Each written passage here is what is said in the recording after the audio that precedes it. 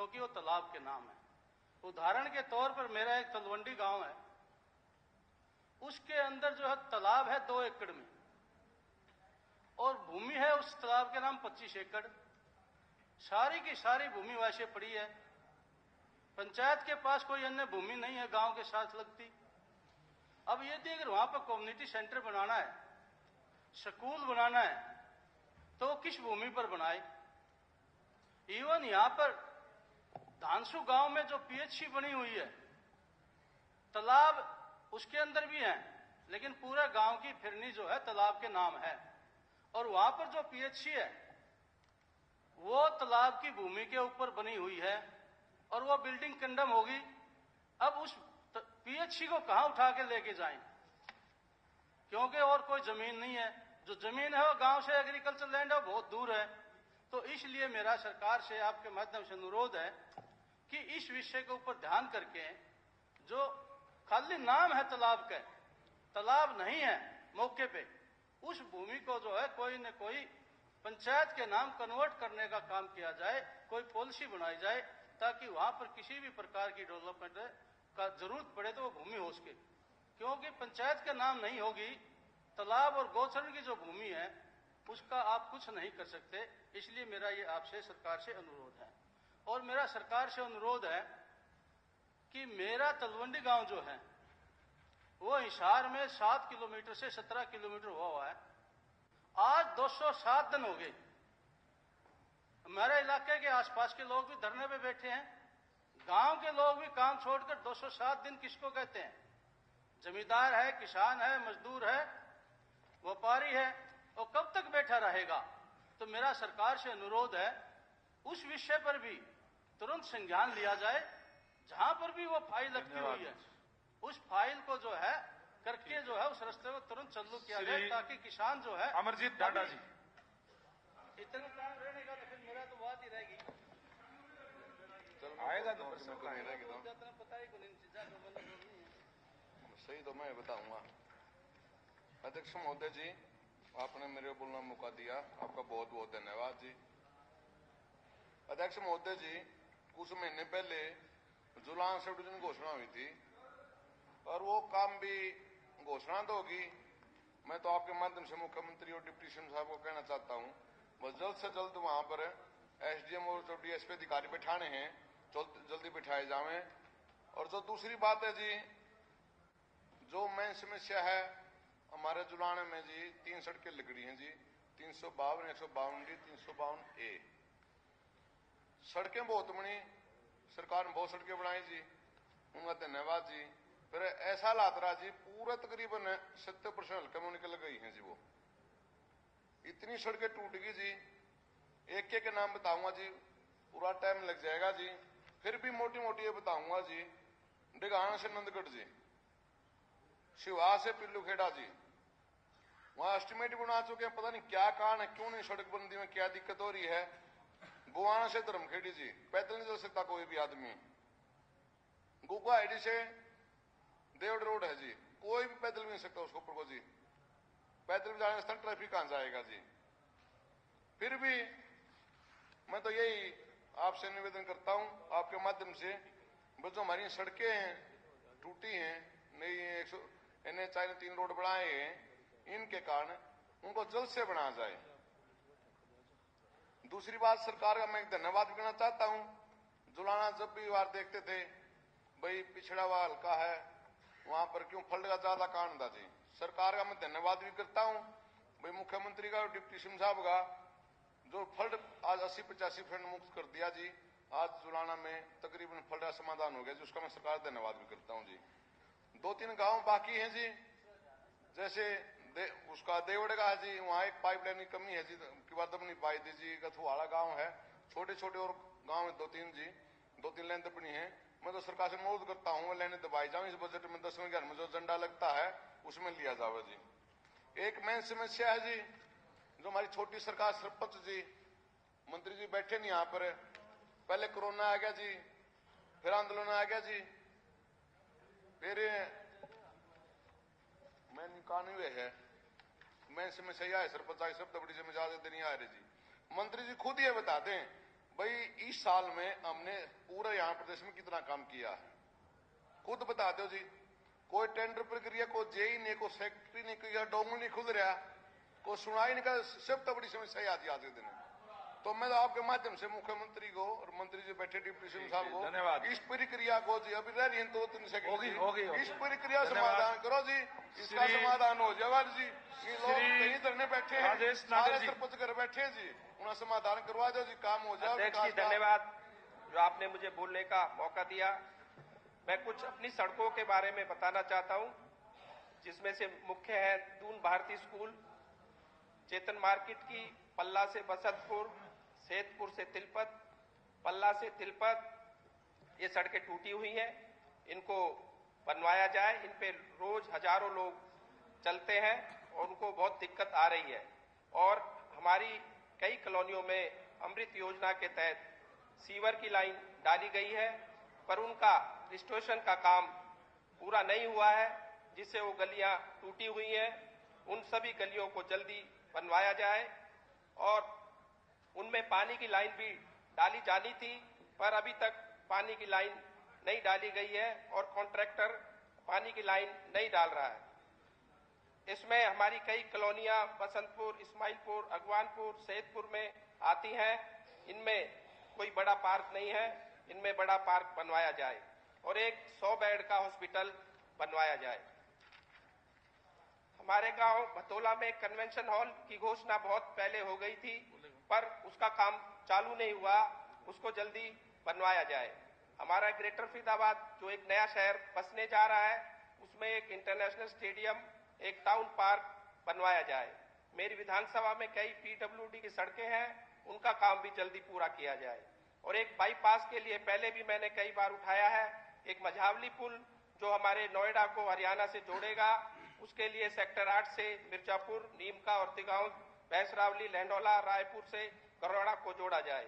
और हमारे कई गांव नगर निगम में गए हैं, उन गांवों में हजारों लोग लाल डोरा के बाहर 70 साल से रह रहे हैं, जिन्होंने अपने खेतों में घर बनवाया है, पर अब नगर निगम में आने के बाद उनसे डेवलपमेंट चार्ज लिया जा रहा है, उनसे डेवलपमेंट चार्ज ना लिया जाए और उन गांवों की आबादी, उनको गांव की आबादी समझा जाए और उनका उसी का हिस्सा समझा जाए। मेरे खेड़ी गांव में एक ग्रेटर फरीदाबाद में आता है, उसमें एक बड़ा 200 बेड का हॉस्पिटल बनवाया जाए। और एक जो हमारे ग्रेटर फरीदाबाद है, एक बड़ा अलग शहर बन गया, उसमें एक एसडीएम ऑफिस भी बनवाया जाए। बाढ़ से आए हमारी कई कॉलोनियों में पानी से काफी नुकसान हुआ है। हमारे कई गांव बाढ़ से जो आए उनमें फसलों का नुकसान हुआ है, उनको जल्दी मुआवजा दिया जाए। और एक हमारी विधानसभा में कई नई हाई राइज बिल्डिंग, अपार्टमेंट और बिल्डर फ्लोर्स बने हैं, जिनमें हजारों लोग रह रहे हैं, पर उनमें आए दिन आरडब्ल्यूए के कोई ना कोई इश्यूज होते रहते हैं। उसके लिए उनको डिस्ट्रिक्ट रजिस्ट्रार के पास समाधान के लिए जाना पड़ता है, पर फरीदाबाद में परमानेंट रजिस्ट्रार नहीं होने की वजह से और उनका जल्दी ट्रांसफर हो जाता है, उनकी वजह से उनको बहुत दिक्कत होती है। एक परमानेंट दे दो, लिख के दे दो, कोई बात नहीं, बाकी रजिस्ट्रार हमें दिया जाए। धन्यवाद। धन्यवाद। श्री प्रवीण डागर जी।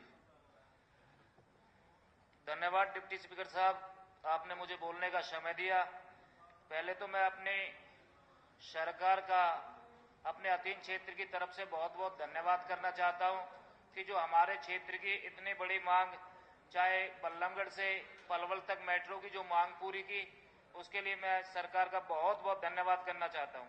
और हमारे हथीन क्षेत्र की जनता की तरफ से भी मैं माननीय मुख्यमंत्री जी का और डिप्टी सीएम साहब का बहुत बहुत धन्यवाद करना चाहता हूं कि उन्होंने जो हमारे केएमपी की कनेक्टिविटी की मांग जो पूरी की, उसके लिए हथीन क्षेत्र की जनता की तरफ से बहुत बहुत धन्यवाद। साथ ही साथ मैं आपके माध्यम से अपनी सरकार से भी कहना चाहता हूं कि जो प्रदेश के अंदर 5 सैनिक जो शहीद हुए हैं, उनमें मेरी विधानसभा का भी एक सैनिक शहीद हुआ, बहिन गांव का जी, मनमोहन शर्मा जी। उनके लिए सरकार 1-1 करोड़ रुपए की आर्थिक मदद करे और उनके परिवार के किसी सदस्य को सरकारी नौकरी देने का सरकार काम करे। ये हमारे पूरे प्रदेश की जनता की तरफ से भी मांग है और हमारे खासकर हथीन क्षेत्र की जनता की तरफ से। इसी के साथ साथ जो हमारे क्षेत्र में जो कुछ मांगे हैं, मैं आपके माध्यम से डिप्टी सीएम साहब से और सीएम साहब से जो मांगे कि हमारे हथीन से और नूह तक सर एक सड़क है, वो हमारे हथीन के इलाके में सारी टूटी हुई है और उस पे चलना बिल्कुल दुभर हो गया है। आने जाने में काफी दिक्कत का सामना लोगों को करना पड़ता है। तो हथीन से और नूह तक की जो सड़क है उसका निर्माण स्पेशल ग्रांट दे करके जल्दी से जल्दी कराया जाए। पिछले विधानसभा में भी मैंने कई बार ये मांग उठाई है जी। हमारे पलवल जिले के अंदर मेडिकल कॉलेज की जो घोषणा हुई, उस घोषणा को हुए लगभग 1.5 साल हो गया और उसके स्थान का चयन करके उस मेडिकल कॉलेज का काम निर्माण कार्य जल्दी शुरू कराया जाए। हमारे हथीन विधानसभा क्षेत्र के अंदर गांव मानपुर और बहीन के बीच एक महिला महाविद्यालय बनाया जाए, जिसकी माननीय मुख्यमंत्री जी ने जनसंवाद कार्यक्रम के दौरान जो घोषणा की थी, उसका भी जल्दी काम शुरू कराया जाए। एक हमारा मैं माननीय डिप्टी सीएम साहब से कहना चाहता हूं कि पलवल से नूह जो स्टेट हाईवे नंबर 13 है, उसको 4 लेन निर्माण कार्य भी जल्दी शुरू कराया जाए। माननीय मुख्यमंत्री जी से कहना चाहता हूं आपके माध्यम से कि पिछले सेशन में भी हथीन विधानसभा में जो सब्जी मंडी की मांग हमने की थी, जनसंवाद कार्यक्रम के दौरान भी माननीय मुख्यमंत्री जी ने उसकी घोषणा की है, उसका निर्माण कार्य भी जल्दी कराया जाए। और पुलिस कर्मचारियों की सैलरी और जो भत्ते, इनको भी बढ़ाया जाए, क्योंकि पुलिस कर्मचारी ही जो 24 घंटे ड्यूटी देने का काम करते हैं। और शहीदों की तरह जी जो स्वतंत्रता सेनानी है हमारे, उनके नाम पर भी स्कूल और कॉलेजों के नाम रखा जाए, क्योंकि अभी माननीय डिप्टी सीएम साहब ने कहा था कि जो भी शहीदों के नाम पर स्कूलों के नाम रखे जा रहे हैं, तो स्वतंत्रता सेनानियों को भी उनके साथ जोड़ने का काम करे। और भी कई मांगे मेरी है, मैं आपके माध्यम से सरकार को अवगत कराना चाहता हूं जी कि गुरुग्राम के लाना हमारे किसानों की सबसे बड़ी समस्या सर। मेरे क्षेत्र में शहम की समस्या सबसे बड़ी समस्या, और गुरुग्राम कैनाल मेरे हथीन क्षेत्र से गुजरती है सर। वो 1961-62 की बनी हुई है, उसमें रिसाव आ गया और वो बार उसकी वजह से ही शहम की समस्या बनती जा रही है सर। उसको भी पक्का कराया जाए। आपका धन्यवाद अध्यक्ष महोदय। सोनीपत को पिछली विधानसभा के सेशन में आदरणीय मुख्यमंत्री जी ने मेट्रोपॉलिटन सिटी घोषित किया था। सोनीपत की हालात ये है कि पूरे शहर की सड़कें, चाहे वो पीडब्ल्यूडी की है और चाहे वो कॉरपोरेशन की, सभी टूटी हुई हैं। पीडब्ल्यूडी की सड़कों के लिए पिछले 3 महीने पहले डिप्टी सीएम साहब गए थे और उन्होंने उद्घाटन भी करा वहां जाके, ये दिखाने के लिए, पब्लिक को एक तरह गुमराह करने के लिए कि इन सड़कों का हमने उद्घाटन कर दिया, जबकि उस समय तक टेंडर भी नहीं हुए थे। और अब वो टेंडर होने के बाद भी काम शुरू नहीं हुआ है, जो कि वो बहुत जल्दी शुरू होना चाहिए। पूरा शहर जो है इस तकलीफ से जूझ रहा है। अवैध कॉलोनियों का मुद्दा था, माननीय मंत्री जी बैठे हैं, पिछले साल इन्होंने कहा था कि हम 3 महीने के अंदर अंदर जो है इनको वैध कर देंगे। आज मैंने क्वेश्चन लगाया हुआ था, उसमें अभी भी ये था कि हम देख रहे हैं, तो उन कॉलोनियों को भी, जितनी कॉलोनियां हैं उनको वैध घोषित किया जाए। सोनीपत से राजधना रोड है, उस रोड का आज तक यही फैसला नहीं हुआ कि पीडब्ल्यूडी बनाएगी, कॉरपोरेशन बनाएगी या HSIDC बनाएगी, ये उलझा हुआ है, उसका भी समाधान होना चाहिए। जहां तक इंतकाल का मुद्दा है, पूरे सिर्फ सोनीपत का ही नहीं बल्कि पूरे हरियाणा के लोग इंतकाल की वजह से जूझ रहे हैं, उसका अभी तक सरकार ने कोई समाधान नहीं निकाला, जो कि उसका समाधान करना चाहिए था। सोनीपत विधानसभा में हमारा वहां पर एक सुभाष चौक है जिसमें 17 दुकानें, जबकि अब सरकार ने ये पॉलिसी बना दी है कि जो लोग कॉरपोरेशन की दुकानों में बैठे हैं या सरकारी जिसमें दुकानों में 20 साल से बैठे हैं, उनको मालिकाना हक दिया जाए। उन दुकानों को तोड़ने की कार्रवाई चल रही थी, जो कि अभी माननीय सुप्रीम कोर्ट के आदेश से वो रुकी है। तो उसका भी मैं ये कहना चाहूंगा कि उनको मालिकाना हक दिया जाना चाहिए। जहां तक प्रॉपर्टी आईडी और फैमिली आईडी का सवाल है, अभी तक उसमें कोई भी सुधार नहीं हो पाया है। आज पूरे हरियाणा के हर डिपार्टमेंट के लोग मेमोरेंडम लेकर सभी MLA से मिल रहे हैं, जिसमें चाहे अतिथि अध्यापकों का नियमित किया जाना है, वो सरकार को उस तरफ ध्यान देना चाहिए। आशा वर्कर का वेतनमान के लिए रोज धरने पे बैठी है, बल्कि कल वो पंचकुला आना चाहती थी चंडीगढ़, उनको लाठियां मार के बल्कि थानों में बिठाया गया और वापसी भगाया गया। लिपिकों का वेतनमान बढ़ाया जाए, जिससे कि वो भी इतने दिनों से हड़ताल पर बैठे हैं, उनकी जायज मांग है। सोनीपत में शुगर मिल को नई तकनीक से शुरू किया जाए, जिससे कि राखी की वजह से वहां दिक्कत आ रही है। हार्ट्रॉन के तहत लगे कर्मचारियों को नियमित करा जाए और राजकीय विश्वविद्यालयों में लगे करीब 1000 अनुबंधित असिस्टेंट प्रोफेसर को नियमित किया जाए। जेई के ग्रेड पे में भी बढ़ोतरी की जाए। वो लोग भी लगातार अपनी मांग को लेकर घूम रहे हैं। श्री लीला एसपीओ जो पुलिस कर्मचारी हैं, जिनकी तनख्वाह सिर्फ 18,000 रुपए है।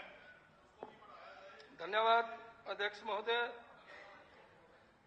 आपका अति पिछड़े एरिया में ध्यान तो गया। अध्यक्ष महोदय, स्लम एरिया है तो तुम्हारे वाला, तो स्लम एरिया में ध्यान गया आपका, बहुत बहुत धन्यवाद।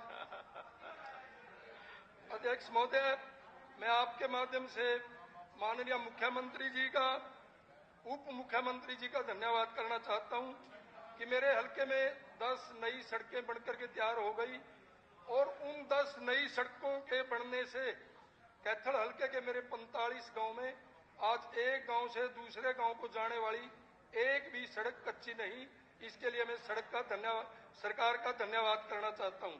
अध्यक्ष महोदय, मेरी एक मांग है, कैथल शहर के अंदर चौधरी देवीलाल के नाम पर एक बहुत बड़ा पार्क है जो अंबाला रोड से लेकर के वाया कुरुक्षेत्र रोड और करनाल रोड को मिलाता है और 22-23 साल पहले वहां दूसरी साइड में जमीन एक्वायर की गई थी ग्रीन बेल्ट के नाम पर, परंतु उसका कोई यूज नहीं, इस्तेमाल नहीं हुआ।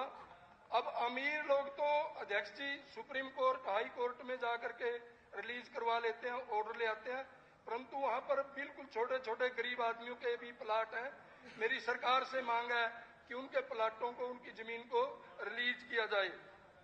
अध्यक्ष महोदय, मेरा गांव मेरे हलके का सबसे छोटा गांव है और अंबाला रोड पर पड़ता है। पतन तो इस वजह से मेरे गांव में पिछले दिनों शराब का ठेका खोल दिया गया। ना तो गांव की मांग थी, मेरे को इस बात की खुशी है कि मेरे गांव में कोई ज्यादा शराब नहीं पीता, कोई बेचता नहीं, कोई लोगों की मांग नहीं। और अध्यक्ष महोदय, में 2-3 बार हमारे कैथल के डीसी साहब हैं जगदीश जी शर्मा, उनसे भी मिल लिया और डीटी साहब से भी मिल लिया, परंतु वो अपनी असमर्थता जताते हैं और गांव के लोगों में गुस्सा है। मेरा आपसे के माध्यम से सरकार से अनुरोध है कि जिस गांव में कोई शराब ही नहीं पीता हो, वहां शराब के ठेके का क्या काम है? कल से ही उस ठेके को बंद किया जाए। लोगों में गुस्सा है। अध्यक्ष महोदय, और मेरी एक सड़क है अंबाला रोड से कुरुक्षेत्र रोड और करनाल रोड। पंचायत का प्रस्ताव दिया आपने? हाँ जी, पंचायत का प्रस्ताव है, फिर तो खुल नहीं सकता वहाँ। अभी खुला जी, गांव के लोगों को तो एकदम पता लग गया, वहां ठेका खुल गया जी। कोई डिमांड नहीं थी, कोई कुछ नहीं थी। और मैंने 2-3 बार, लोगों में गुस्सा है जी, वो तो आंदोलन करने की, मैं उनको प्यार से समझा लेता हूं तो वही वो मान भी जाते हैं, सारे लोग ठीक हैं गांव के। अध्यक्ष महोदय, उसको बंद करवा दे, मेरी आपसे बेनती है जी। एक अंबाला रोड से लेकर के अध्यक्ष महोदय करनाल रोड, कुरुक्षेत्र रोड को 4 लेन किया जाए जी। मेरी पिछले विधानसभा सेशन में भी थी। अध्यक्ष महोदय, 1 मिनट का टाइम लूंगा जी बस आपका। पिछले दिनों कुलदीप वत्स आशा वर्कर का डेलीगेशन मिला जी, जेई का डेलीगेशन। अध्यक्ष महोदय, 1 मिनट का टाइम तो दो जी। सबसे लास्ट में नंबर ना बढ़िया, बहुत लास्ट में रामकुमार कश्यप जी। धन्यवाद स्पीकर सर। स्पीकर सर, आपने मुझे बोलने का मौका दिया, इसके लिए धन्यवाद करता हूं। स्पीकर सर, जो कल शहरी स्थानीय निकायों के बारे में जो बिल आया और पास हुआ, जिसमें बीसीए को आरक्षण दिया गया, इसके लिए मैं दिल की गहराइयों से माननीय मुख्यमंत्री का आभार प्रकट करता हूं और उम्मीद करता हूं कि इस प्रकार के बिल आने से, इस प्रकार का आरक्षण आने से इस वर्ग के लोगों में जो है सामाजिक तौर पे और राजनीतिक तौर पर ये लोग आगे बढ़ेंगे। तो मैं स्पीकर सर कहना चाहता हूं, इस वर्ग में काफी जातियां आती हैं, कुछ जातियां तो इतनी गरीब हैं और इन गरीब जातियों को जो बड़े लोग हैं ऐसे ऐसे शब्द करके इनको अपमानित करने का काम करते हैं।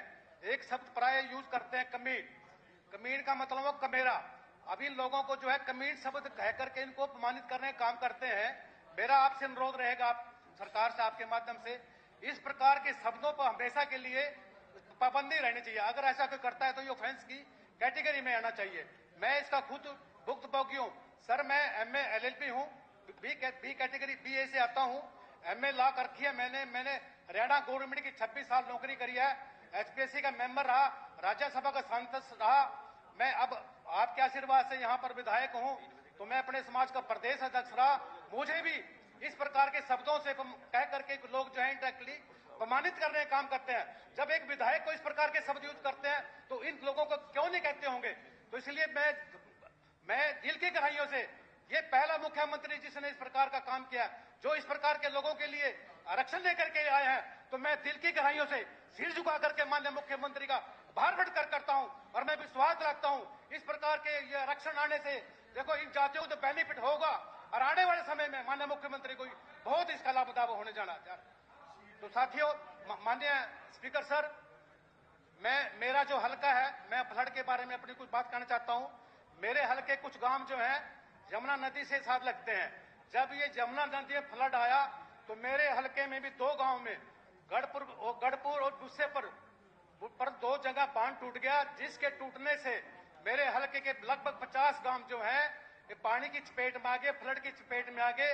न केवल मेरा हलका चपेट में आया, बल्कि मेरे हलके से पानी होता फ्लड का घरौंडा हलके में चला गया, जिसके कारण जो खेतों को बहुत भारी नुकसान हुआ, खेती का बहुत भारी नुकसान हुआ, धान का नुकसान हुआ, गन्ने का नुकसान हुआ, चारे का नुकसान हुआ, घरों में पानी भर गया, उसका जो बहुत से मकान धराशायी हो गई, इनकी दीवारें सारों की जो ट्रेनें आ गई हैं, सड़कों टूट गई हैं, तो खेतों में जो है सिल्ट भर गई है। इसलिए मेरा आपके माध्यम सरकार से निवेदन है, तो जल्दी ही जो है मुआवजा किसानों को जो नुकसान हुआ है मुआवजा देने का काम करें।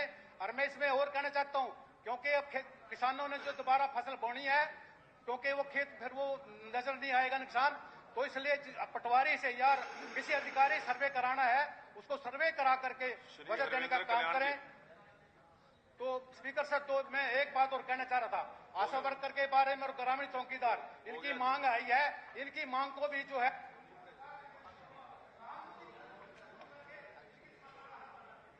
रविंद्र कल्याण जी। धन्यवाद स्पीकर सर। आपके माध्यम से सरकार के संज्ञान में अपने विधानसभा क्षेत्र के कुछ विषयों को लाना चाहूंगा।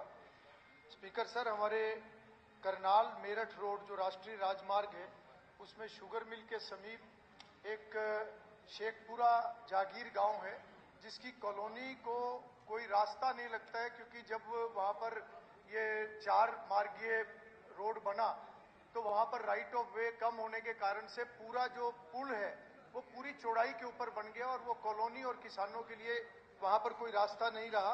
तो मैं ये निवेदन करना चाहूंगा कि वहां पर नेशनल हाईवे के साथ इस विषय को टेकअप करके वहां पर जो सर्विस लेन है वो बनवाई जाए।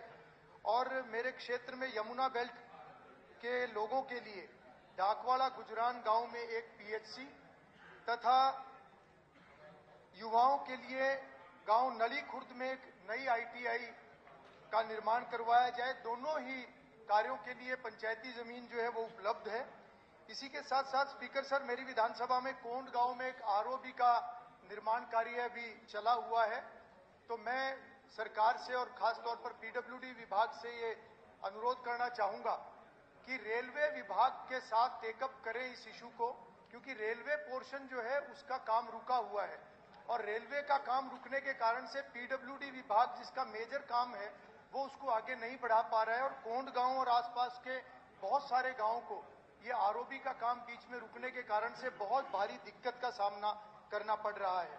स्पीकर सर, मैं एक और विषय, मैंने पिछले सत्र में भी इस विषय को मैंने उठाया था कि कई गांव मेरी विधानसभा में ऐसे हैं जहां पर बहुत सारी फ्री जोन के कारण से फैक्ट्रियां हैं, और उन फैक्ट्रियों में से जो केमिकल युक्त पानी निकलता है वो अनट्रीटेड जब जमीन के अंदर जाता है, उसके कारण से बहुत सारा उस इलाके के अंदर कैंसर और स्किन की बीमारियां वो बहुत ज्यादा बढ़ रही हैं। तो मेरा निवेदन सरकार से कि वहां पर कॉमन एफ्लुएंट ट्रीटमेंट प्लांट वो लगवाया जाए, और पोल्यूशन विभाग उस क्षेत्र के अंदर काफी सख्ती बरते, और कोई SDM लेवल, कम से कम SDM लेवल पर एक ये जवाबदेही सुनिश्चित हो कि वो पानी इस प्रकार से जमीन के अंदर ना जाए। साथ ही स्पीकर सर, मैं एक विषय और रखना चाहूंगा कि जो फ्री जोन और माइनिंग जोन की सड़कें हैं उसकी स्पेसिफिकेशन भी बेहतर की जाए, और डीएलपी में रिलैक्सेशन देकर उन सड़कों को भी जल्दी ठीक करवाया जाए, क्योंकि ऐसे क्षेत्र में सड़कें बहुत जल्दी खराब होती हैं। मैं माननीय मुख्यमंत्री जी का आभार व्यक्त करना चाहूंगा कि करनाल का रिंग रोड, उसका कार्य भी शुरू हो चुका है और हमारे जीटी रोड पर पक्के पुल पर एक बहुत जो फ्लाईओवर की पुरानी डिमांड थी उसका भी कार्य शुरू हो चुका है। कंबोपुरा के अंदर अंडरपास भी मंजूर हो चुका है। उसके लिए मैं मुख्यमंत्री जी का आभार व्यक्त करना चाहूंगा। आपका बहुत बहुत धन्यवाद। श्री मोहम्मद इलियास जी, 2 मिनट मेरे को देना बात। पहले बोल चुके आप। मैंने बड़ा जोर लगा के टाइम बढ़वाया। नहीं भैया टाइम पूरी पंचायत के साथ।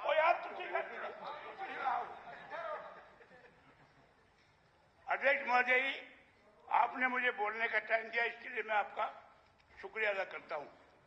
वो सर मैं आज उस पोजीशन में नहीं हूं, आप बेफिक्र रहें। मैं बिल्कुल चुनी हुई बात करूंगा, बहुत ज्यादा लंबी चौड़ी बात नहीं करूंगा। सर, जैसा कि आफ्ताब जी ने कहा था कि हमारे मेवात में सारा हाउस भी इस बात को जानता है, सारा प्रदेश जानता है। ये विषय के ऊपर कल भी हमने कहा था कि क्योंकि सब जुडिस केस है, इसके अंदर उसमें हम कोई ऐसी बात नहीं कह रहे। आप निश्चित रहे, वो कोई बात नहीं कह रहे हम। मैं सिर्फ कहना ये चाहता हूं कि 70 साल की लगभग मेरी उम्र हो गई और देश को आजाद हुए लगभग 77 आई थिंक इतना हो गया। लेकिन अफसोस की बात यह है, हमारे मेवात में कभी हिंदू मुसलमान की चीज नाम की चीज मैं ऑन ओथ कहता हूं, मैंने नहीं छोड़ी कभी भी। अफसोस की बात यह, कहां से हुआ, क्या हुआ, उसको शायद हाउस भी जानता होगा, प्रदेश भी जाना, देश भी जानता है। लेकिन जो कुछ हो गया, मैं उसकी मजम्मत करता हूं, मैं उसकी बुराई करता हूं, मैं उसकी निंदा करता हूं। और आपके माध्यम से मैं सरकार से यह गुजारिश करता हूं कि जो अब तक हो गया, आगे चल के मेहरबानी करके इसको सरकार संभाले, ताकि हमारा जो 1000 साल की जो एक विरासत थी बुजुर्गों की, सारी दुनिया में जब मेवात का नाम जाना आता था, हिंदुस्तान में आता था, तो वो इसलिए हमें गर्व था कि सब लोग कहा करते थे सबसे अगर शांति कोई प्रिय कोई इलाका है तो वो मेवात।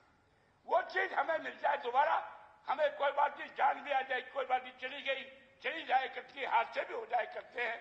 सिर्फ सबसे बड़ा दुख हमें इस बात का है। आपके माध्यम से मैं सरकार से गुजारिश करना चाहता हूं कि जो इसमें हुआ है, इसमें सही है, आप इनको वो इंक्वायरी करा दो, जो जायज है वो गिरफ्तार हो और जो नाजायज है उनको गिरफ्तार वो ना हो, और अगर हो गए हैं जो नाजायज है, इन्वेस्टिगेशन करा के उनको वापस डिस्चार्ज करवाया जाए। मेरी आपसे ये गुजारिश है कि आप सरकार से बड़ी मेहरबानी होगी, ये कराने का काम करें। और मैं ये मानता हूं कि अगरचे ये एसपी जो मौजूदा यहाँ है, डीसी यहाँ मौजूदा है, इससे पहले यही था वहां, इससे पहले दूसरा था सिंगला साहब, शायद अगर ये एसपी वहां होता तो ये घटना शायद संभव नहीं होती। क्योंकि जिस दिन से वापस हम ये गए वहां, काफी आहिस्ता आहिस्ता वहां हमारे 36 बिरादरी के लोग, चाहे वो किसी भी वर्ग के हैं, सब मिलजुल कर सब इसी बात पे काम कर रहे हैं कि भी किस तरह हमारी शांति बहाल हो, जिसमें प्रशासन भी जो है पूरी कोशिश। धन्यवाद। अरे अब तो दे दे टाइम भाई, ये सदर साहब अब तो बोल दिया। धन्यवाद जी। अब तो मैं ऐसी कोई बात नहीं कर रहा। नहीं टाइम हो गया ना, टाइम 3 मिनट हो गए। श्री धर्मपाल गोंदर जी नहीं है, भव्य बिश्नोई जी, श्री राकेश दौलताबाद जी भी नहीं है, संजय सिंह जी।